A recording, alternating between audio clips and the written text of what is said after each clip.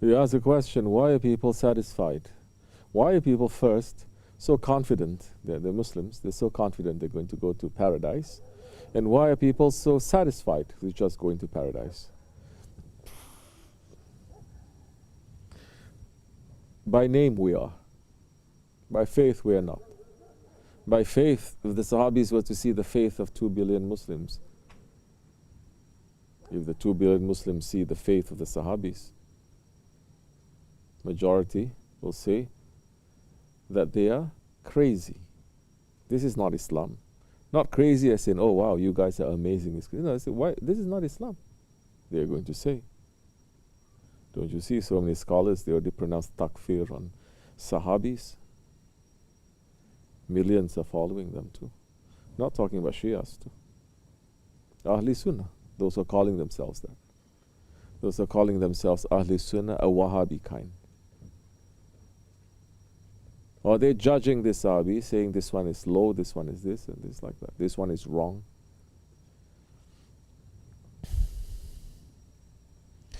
And if they were to see us, Prophet ﷺ saying, they would call us kafir. How many have heard this hadith? Very few. How many are living according to this? Very few out of that few. Once upon a time, the Muslims, they were afraid. They were afraid. They fear from Allah. Their fear from Allah. Their fear and their love was mixed. Their hope and their fear was mixed. In between. This is what the Prophet was describing believers. They became like Christians. Oh, God spoke to me today. God wake me up. Can't wait to get to paradise. Thinking everyone is going to go to paradise. Is this what Prophet ﷺ is teaching? Or is he saying, showing to us that the way to paradise, it is so difficult, and the way to Jahannam, it is so easy? So the way to faith, it is very difficult to carry that faith.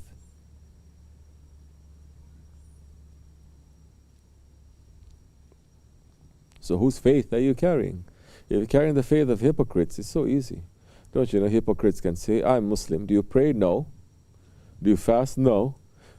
Do you follow any of the laws and the rules of Islam and its Prophet? No. But I'm a Muslim. Don't judge me. Today's liberal ones. I'm going to go to paradise. Only God can judge me. It's like someone saying, do you pay taxes? No. Do you obey the laws of the county, the city? No. You take away the rights of other people? Yeah. Then you are wrong. No, who are you to judge me? Anybody in any country can say that? So everyone in every country, everyone in every world, there is a law. And what is guiding people to follow this law? Love. Love. We follow the laws of this country because you love it so much, or because you understand it is important for you, those with brains, or those who don't have brains. They say, we don't want to break the laws because we don't want to get into trouble. It's just that. Meaning if the laws are not there to get you into trouble, they definitely will break the law. This is the majority of the people. Animal level. That they break the law when there was no one looking. When there's someone looking, then they don't break the law. The law of the country, the laws of Allah, the same thing too. So now it looks as if Allah is not looking. There is no shadow of Allah on earth. There is no Khalifa. There is no one within that law, that legal system, like there is no judiciary, there is no law enforcement, there's nothing. Only the law, only the constitution, but everyone can break as they want because the constitution is there, but there's no one protecting the constitution, enforcing the constitution. No one. So everyone can say, I follow, I follow, I follow, I follow. Everyone is breaking. And you cannot do anything about it, but Allah has given this century to the zulms, the zalim people, the Dajjal. And the Muslims are thinking it's the same thing. They have no fear from Allah. Because there's no consequence. It seems as if there is no consequence. You can do whatever you want. Nations to groups, to individuals, to families, to husbands, to wives. They can do anything they want. And they say, I win. No, Allah is still watching. How are you judging that? According to your ego will lead you to Jahannam. According to your ego is going to say, I win, I'm right. Go ahead. You think they're the first person in this world to say that? Huh? Are you waking up? Are you not understanding there is a law? Just because there is no one really enforcing that law, you think the judge is sleeping? You think people are not taking notes? You think it's not going to come? You think there is no death? You think there is no judgment day?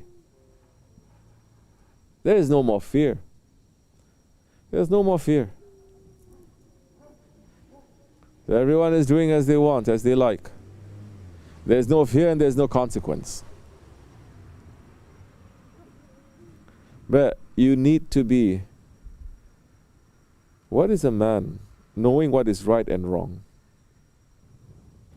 That man is a human. That man is not a saint. He's a human if he knows what is right and what is wrong. What is painful and what is pleasant. He knows that. You cannot say you don't know.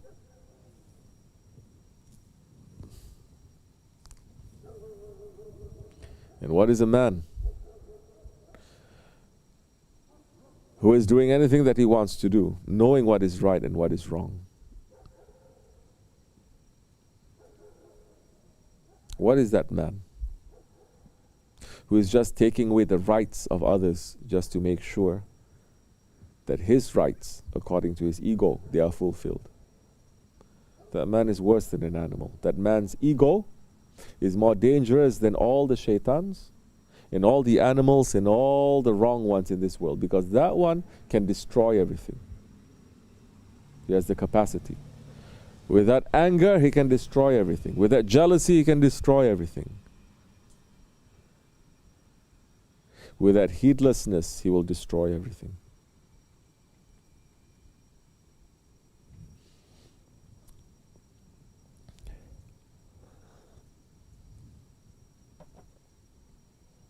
There's no more fear.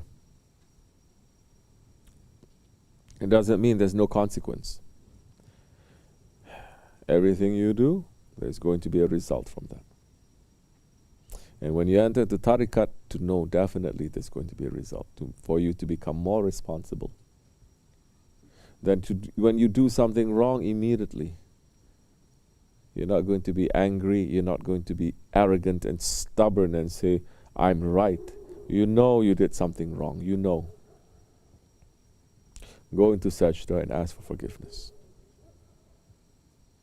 Then run to fix it. Today's people, they're becoming so stubborn. You're becoming stubborn? Go ahead. See how much you can run. You're still not going to understand. You're still being stubborn even when someone is showing to you, you're not going to. It's different. Someone is showing to you, say, you understand? Says, I understand. Okay.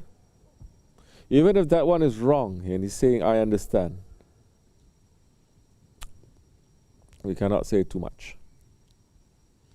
But if you are still going to be slick and escape and not wanting to understand that and not realizing it and not asking for forgiveness, that time sit and wait. Sit and wait. Allah has destroyed whole nations, millions of people, billions of people, for the reasons of what we are doing here in this world today. For less reasons than what we are doing here today. It is only because of the mercy of the Prophet ﷺ and the awliya Allah that we're still breathing this air.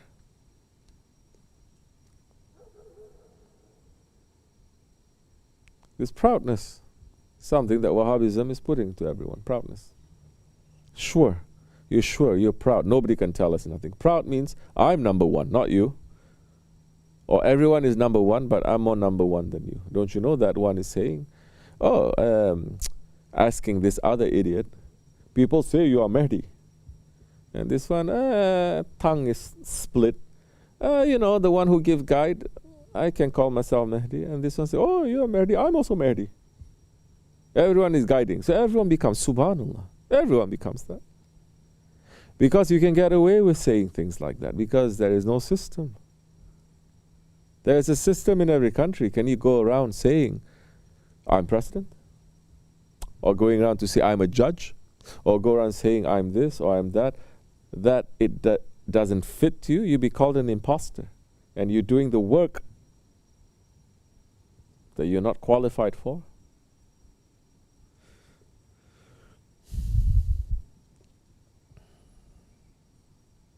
Tariqat is finished. Tariqat is for you to understand, to sit down and to say, the biggest idiot is me. The biggest donkey is me. The one who did the most wrong is me. The one that I know who did the most wrong is me. To look at your ego and to understand your ego and your shaitan is worse than anything that is out there. You take away this teaching which is inside of Islam, you take this away, and all you have is just proud people going up and down or circle around and around, and they say we are the best. So why not? Of course I'm going to enter into paradise, they're going to say. I'm going to paradise, definitely. But what is their paradise? Something to think about. So, it happened. Now it's everywhere. There's no way that this whole thing is not going to come down until Allah sends Hazrat Mahdi alayhi salam to bring it down. There's no way that you can fix anything in this world anymore. No way. You cannot even reach to your wives, to your husbands. You cannot even reach to your family members. They're not going to listen. In the old days, you think this is going to, something like this can just happen like that? Cannot. So these are the Ahir of the Ahir Zaman. Mankind has lost his compass in everything. Sit and wait. See what's going to happen. Hold on to your faith strongly. Those of you who are holding on to a sheikh, hold on to him strongly. Don't let go. And if he's teaching you something, if he's knocking you wall to wall, be thankful. There are not many who has that ability these days. They're not trained to do that, to understand that. Doing it for what? For what? What do they gain? That's why you see they're not even easy, just to smile and to pet. That's it. Talk about Prophet ﷺ, talk about things. Go in there, go out, smiling. Things so easy to train. Yeah, alhamdulillah, our Shaykh still training us. He is the one who's doing everything. So we must have that fear of Allah. For 1400 years, people were not just saying we fear from Allah, they have fear from the Prophet. Yes, they had fear from the Prophet. If the Sahabis had fear from the Prophet, who are we not to have fear? Yes, they had fear from the awliya Allah. They had fear for their grandfathers. They have fear from their own fathers.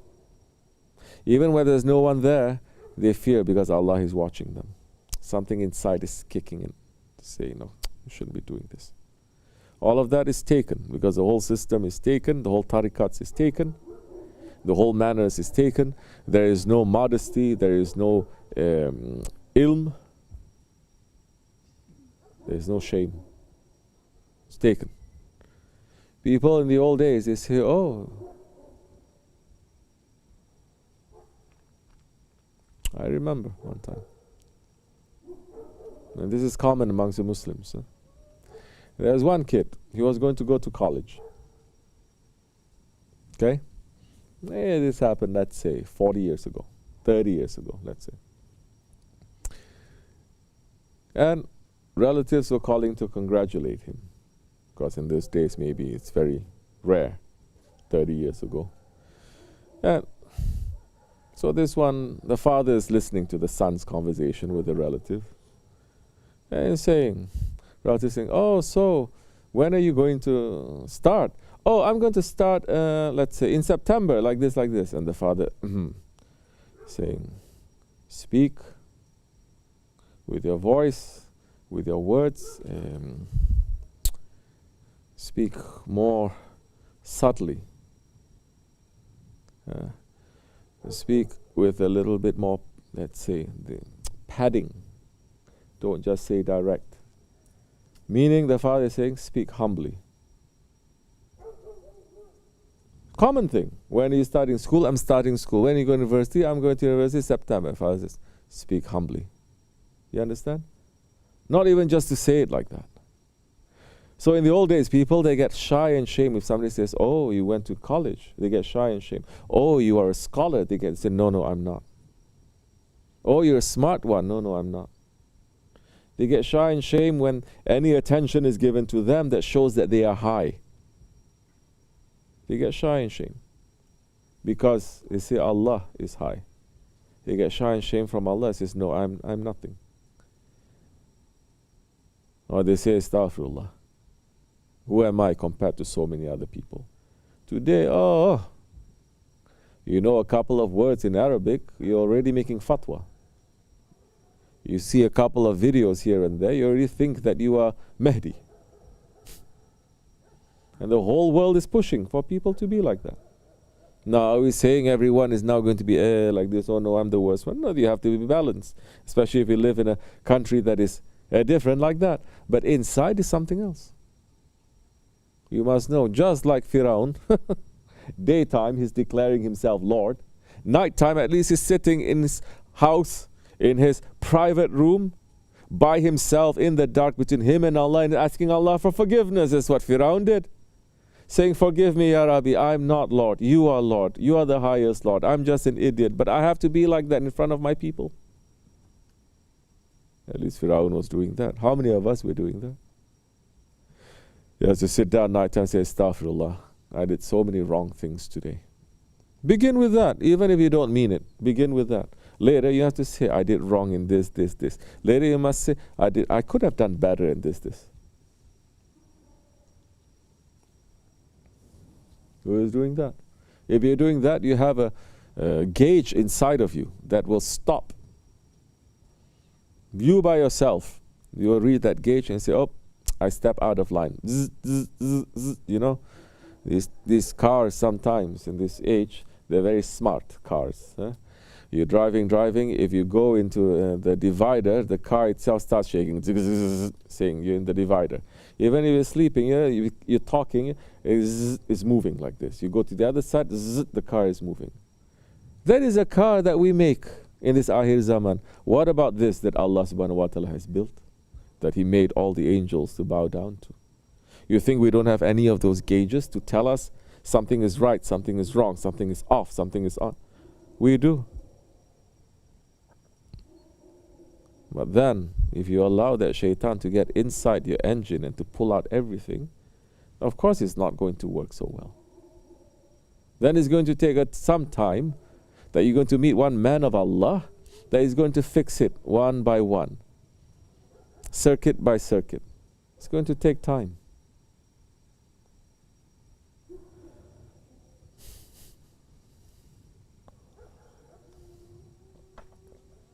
If people submit themselves. But we have that. We must know. You know by yourself, oh, I shouldn't be doing that. If I say one more word, this is going to happen. Oh, I shouldn't be doing that.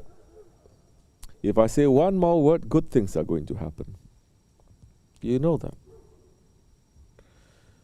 What is causing the man to do that? Because you are still running to that brick wall. You're hurting yourself, but you didn't break your head yet. You're saying, why am I doing this? I keep running to this brick wall and I hurt myself. You didn't learn your lesson yet. Then you're going to run again and again and again until you really break your head and you say, I should stop doing this. That's the only time that you're going to stop. And don't say, what am I supposed to do? We're saying to you, don't run like this. Don't run so fast. Don't run in this direction. You're going to hurt yourself. You keep running, you hurt yourself, and you say, what am I supposed to do? What are you supposed to do? We're supposed to run the race for you? This is one man with his intelligence now, especially in this Naqshbandi way. You don't need a karamat from a sheikh to stop you from running. It is a karamat if you by yourself in that time, you stop, you pull the brakes. That time it becomes a miracle that you make for yourself, not the sheikh making for you. You don't need the sheikh to appear and suddenly to do this and that and Allah to do this, a prophet saying this. You don't need all of that. What are you, kids, children, unbelievers, that you need something like that? But the time when you're actually putting your shaitan under your foot, that is a miracle. That is a karamat. That you do to yourself. No one is doing it.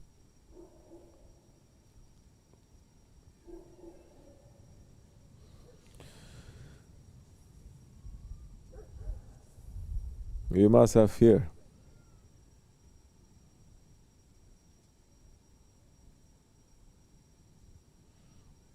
Otherwise, we have no shame. That fear is not, oh, I'm going to be punished. No. Which, in every way you look at it, if you do something wrong, if you have fear, you don't have fear. You do something wrong, you are going to be punished. Correct or no? Whether you believe or you don't believe, whether you have shame or you don't have shame, you do something wrong, you're going to be punished. You like the sugar, you take too much of it, you're going to be punished. No one can shame you or not shame you. You do that, you are going to get the consequences of it. If you have the fear, because people tell you take that, you do that, these things are going to happen to you. You take that as advice, just to put some brakes in it. You are going to win for yourself. You don't care, you do anything, and mankind, when they don't care, they go overboard. They will go overboard. They will transgress their limits. They pass your limits. How many times Allah subhanahu wa ta'ala is warning us in the Quran Kareem, talking about past nations and people, says these are the ones who have passed their limits. Who passes their limits? Those ones who have no fear. Those ones who have no shame. Because now, a shame is not just something that you're going to be punished, but you just don't like the idea of it. You don't like the feeling of it. Whether someone sees or doesn't see, you don't like the feeling of it. Now that is something that is inside of you. You understand? Not something that is outside telling you shame, shame, shame. Something inside of you. You're saying, I don't like it. And that is part of your faith. That gauge there, then it's working. That's part of your faith. When you don't have shame, Prophet ﷺ says, then do whatever you want. People who don't have shame, they do whatever they want. People who have shame, they cannot do whatever they want. Something inside kicks in.